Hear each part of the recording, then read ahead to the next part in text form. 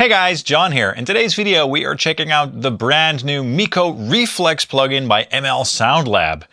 And let's dive in straight away with a demo song so that you guys can hear how good this plugin sounds. Take a listen.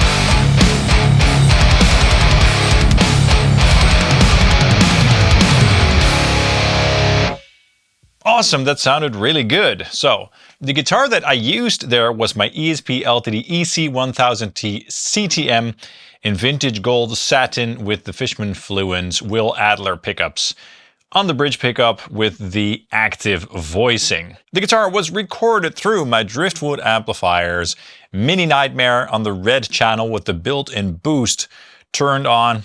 Love this amplifier so much.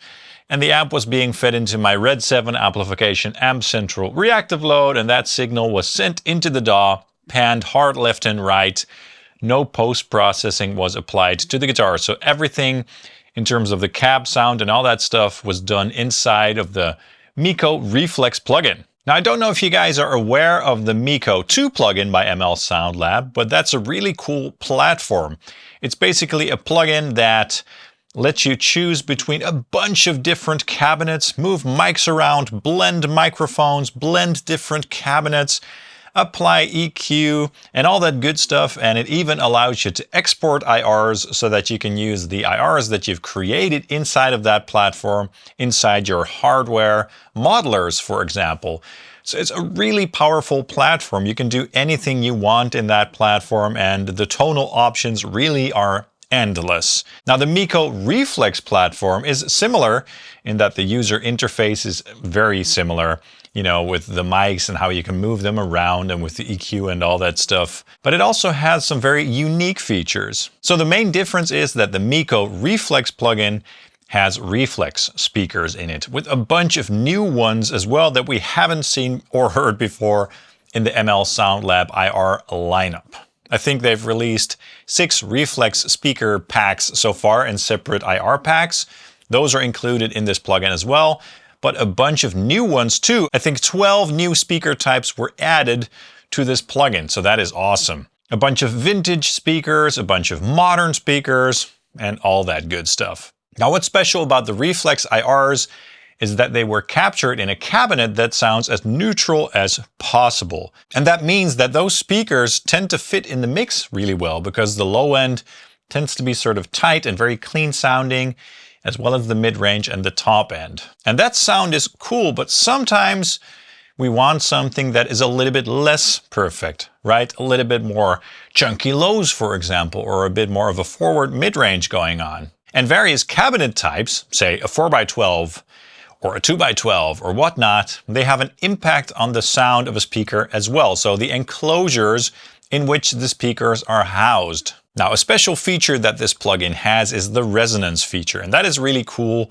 and unique, and that's not something that you can easily do in real life. Now, aside from the standard reflex resonance, You can now also choose between a 4x12 US resonance, a 4x12 UK resonance, a 2x12 resonance, and a combo resonance. And those definitely have a big impact on the sound of the speakers. So the 4x12 speakers will sound a bit more chunky in the low end, for example. The 2x12 will have a bit of a different mid-range with a bit more of a tight bottom end. And the combo resonance will have an open back flavor, which is great for clean tones and stuff like that. So of course you can pick your microphones, blend microphones, move the mics around in any way you like, you know, blend different speaker types, but now you can also choose various resonances for each different microphone, which is really nice. And of course, when all is said and done, you can export your sound into an IR file and then use that, you know, in your DAW or in your hardware modeler and stuff. So that's really cool as well. So I think the best way to go about me showing you what this plugin can do is by just loading it up in my DAW and then having some fun and tweaking the sound, just so you guys can get an idea of what this plugin is capable of. So let's do that right now. All right, so I have a session loaded up in my DAW with the Mikko Reflex plugin over here. And there are two tracks, one left, one right, both reamped with my real Driftwood Mini Nightmare through my Red 7 amplification amp central reactive load straight into the DAW. And both tracks have the Mikko Reflex plugin applied, and no post-processing is going on these guitars. Let's take a listen to how these guitars sound in the mix.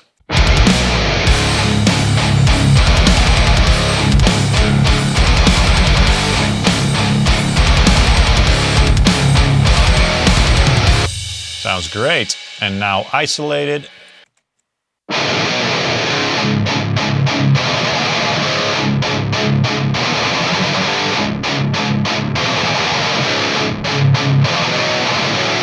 Great, so that's nice, modern, and crunchy. I'm gonna pan one of these guitars to the center, and we're gonna use that for all the tones that I'll demonstrate to you here. Now in this plugin, I've loaded up a sound that's very similar to the first and final sound in the intro demo. It's basically the Gent 30 speaker option with two microphones, a dynamic 57 and a dynamic 421. That is the sound that I have going on here. But for this demonstration, I'll turn off the second microphone. I'm going to turn off the EQ as well. And we're going to go over all the features so that you guys can hear how all the features affect the tone. And this also is basically, aside from some of the features, how you mic a real guitar cabinet in real life. One of the main microphones that is used in the industry is the Dynamic 57. It's a really good microphone, but of course you get access to a bunch of microphones here, around 8 or 9 or so.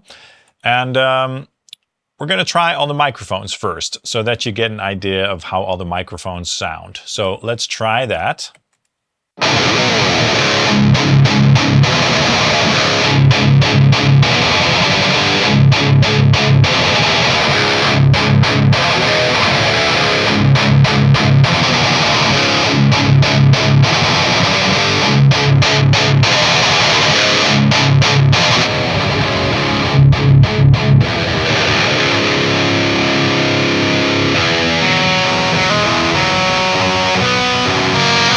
Yeah, so each microphone is going to have a different, effect on your tone. The Dynamic 57 has a great mid-range and a great top end and a great clarity.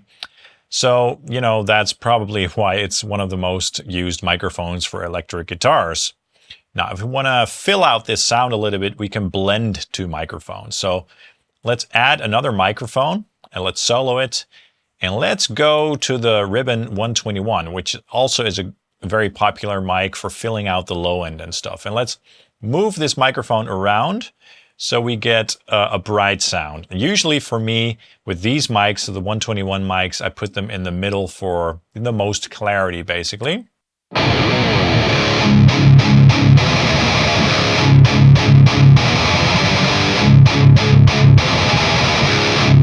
Yeah, so it's still thick sounding, but it does sound quite clear for this microphone. And then we're gonna lower the level and blend it in with the 57 to fill out the low end a little bit.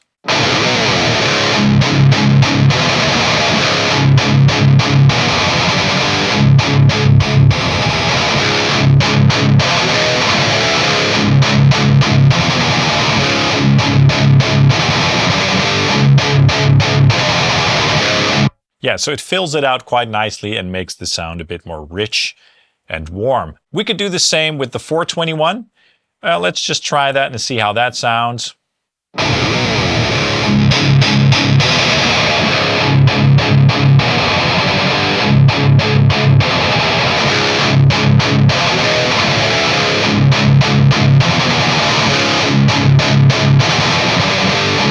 Great, so I like how adding that microphone makes the top end sound a bit more smooth, especially with the position that I chose there.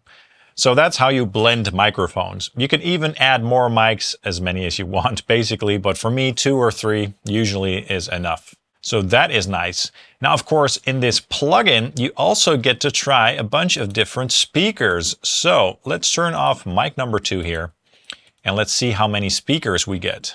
So in this plugin, you get access to 18 different types of speakers, which is impressive for sure, and they all have their own unique sound. So let's use the SM57 by itself here and try some different speakers so that you can get an idea of how those affect the sound.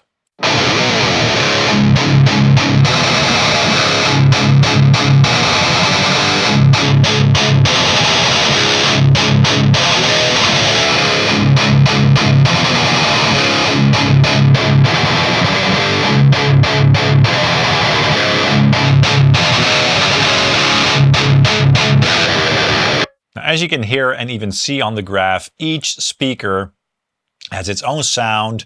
Some speakers sound more bright, others sound more dark. Now, of course, you can choose a microphone that is suitable for your speaker and or move the microphone around to find the sweet spot in terms of the brightness. For example, with the Mix 77, I find the sound a little bit on the darker side when compared to the Gent 30. So in this case, when I'm using this speaker, what I like to do is move the microphone closer to the center. Let's do that.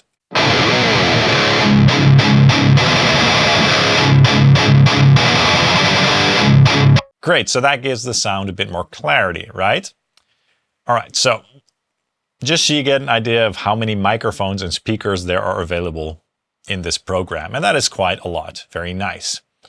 Now, you can move the microphone around with your mouse, as I've demonstrated so far, but you can also use this section over here, the movement section, which gives you even more control. And let's see how that affects the tone. Let me move the 421 out, and let's focus on the 57 once again. Now, of course, with the cap edge control, you can move the microphone to the center or from the center. Let's try that again.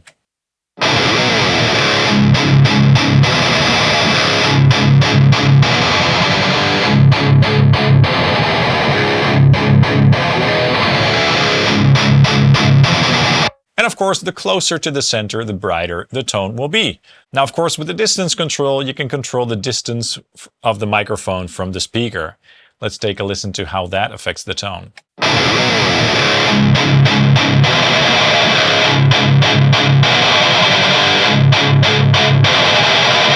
So when you have a microphone closer to the speaker, you're going to get the proximity effect, which gives it a bit more of an in-your-face sound with a bit more low end and top end. So that's usually what I prefer, a very close distance.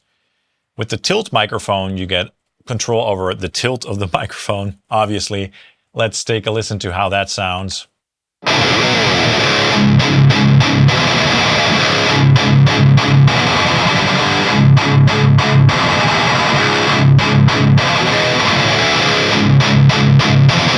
And of course, that has an impact on the smoothness of the top end.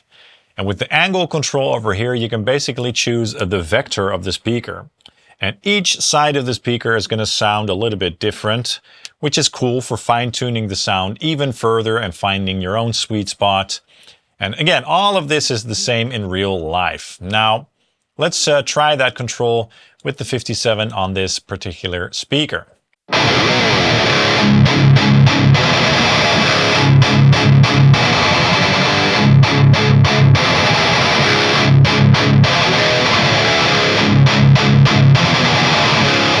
You can even see it on the graph, but each side has a bit of a different sound. Sometimes a side is a little bit brighter, and the other is a little bit more smooth, and so forth. So I like how that gives you even more control over the tone. I don't know any other platform like this that does that, so that's really nice. Over here we have the phase control, which you can use if you're blending this plugin with another plugin.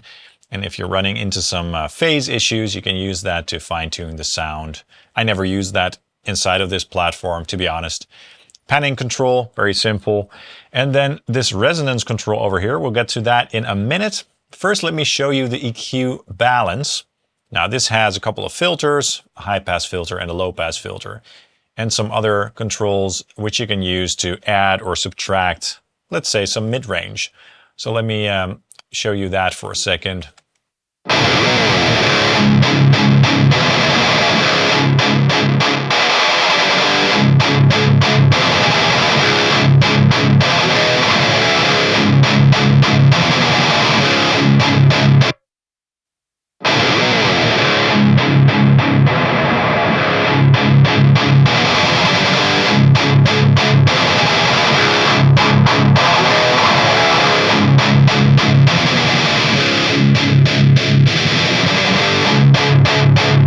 Great. So that gives you even more control over the sound, and that is really nice. Now, let's go to this very cool and unique control, the resonance control. Now, the reflex mode, as explained, is the most neutral sound. And then we have a 4x12 US, 4x12 UK, 2x12, and a combo. Let's take a listen to how those different types affect the sound. And you can also take a look at the EQ balance graph to get an idea of how they all sort of affect the sound. Let's take a listen.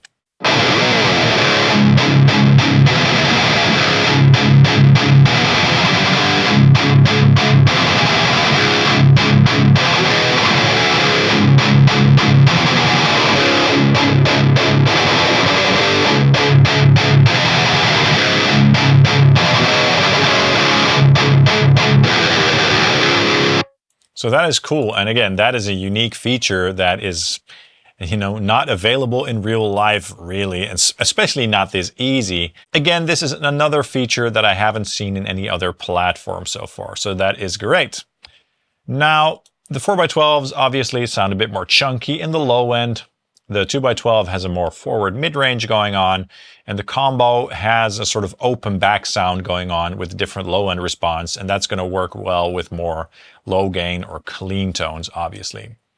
So let's make a sound here to settle on. I'm going to stick with the 57 and the Mix 77 speaker, and then we're going to add another mic. And for this mic, we're going to use the Gent 30 speaker. Let me stick with the 421 and find a good sweet spot for that.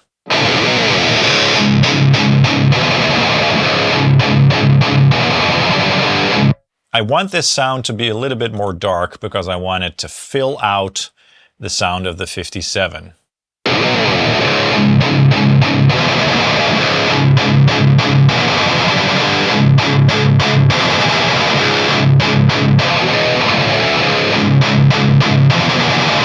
Great, so I think they complement each other well. The high pass filter is set great at around 100 Hertz. The low pass filter is fine like this as well. Let's try the 2x12 resonance here.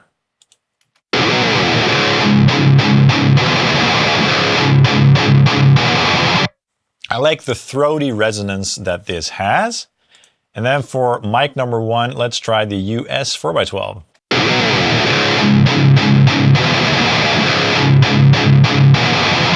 So it's really cool how you can combine those different resonance types for each single speaker and microphone. That is awesome. And again, not something that you can really do in real life, right?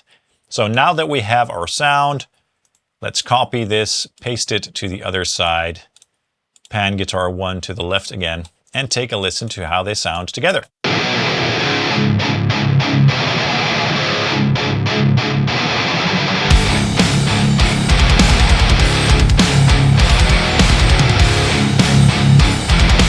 That's a nice, thick, crunchy, and throaty sound right there, and I like it. And this should give you an idea of the control that you get over your tone with the Mikko Reflex platform. Really cool. Really nice. So that is the ML Sound Lab Mikko Reflex platform, a very powerful platform and also unique. I like it. I like it a lot. I like the Reflex sound because it's so neutral, but I absolutely love the fact that now with the new resonances, you can make the sound more akin to something like a 4x12 cabinet. So with a more chunky and fat low end, for example. I love that a lot, and it makes the Reflex platform, so to speak, that much more versatile. And the fact that you have 18 different speaker types to choose from is really nice as well. So you can get a lot of tones out of this plugin, and I think that it complements the Mikko 2 plugin very well. So getting both isn't a bad idea, to be honest. Thanks a lot to ML Sound Lab for sponsoring this video. I really appreciate it. And to you guys, let me know in the comments down below what your thoughts are on this platform. I'd love to know. If you want to support this channel, please hit the like and subscribe buttons down below, and that will also help you to stay up to date on my activities. You can also buy something at my affiliate links or my Ko-Fi web store and all that good stuff. And yeah, thank you guys so much for watching, and I hope to see you soon. Cheers.